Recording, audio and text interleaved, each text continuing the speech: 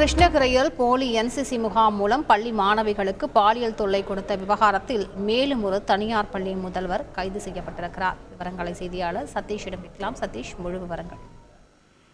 வணக்கம். கண்டிப்பாக கிருஷ்ணகிரி மாவட்டத்தில் வர்கூர் பகுதியில் இயங்கி வரும் தனியார் பள்ளியில் கடந்த மாதம் போலி என்சிசி முகாம் நடத்தி அதில் சிவராமன் என்பவர் 13 வயது மாணவிக்கு பாலியல் தொல்லை கொடுத்த விவகாரத்தில் பள்ளி முதல்வர் மற்றும் பள்ளி தாளாளர், ஆசிரியர்கள் உட்பட 11 பேர் கைது செய்யப்பட்டனர்.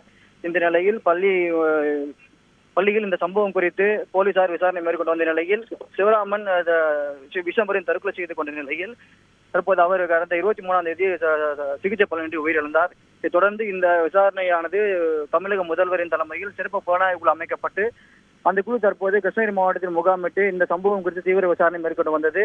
மேலும் இந்த விசாரணை குழுவில் ஐஜி பவானேஸ்வரி மற்றும் சமூக நலத்துறை இயக்குநர் ஜெயஸ்ரீ முரளிதரன் தலைமையில் அதிகாரிகள் தீவிரமாக இப்பகுதியில் விசாரணை மேற்கொண்டு வந்தனர். மேலும் பல்வேறு பகுதிகளில் சிவராமன் மேற்கொண்ட போலி என்சிசி முகாம் நடத்திய பள்ளிகளிலும் தற்போது விசாரணை மேற்கொண்டு வந்தது. இந்த நிலையில் கிருஷ்ணகிரி அருகே உள்ள மற்றொரு தனியார் பள்ளியில் கடந்த ஜனவரி மாதம் சிவராமன் போலி என்சிசி முகாம் நடத்தியது விசாரணையில் கண்டறியப்பட்டது.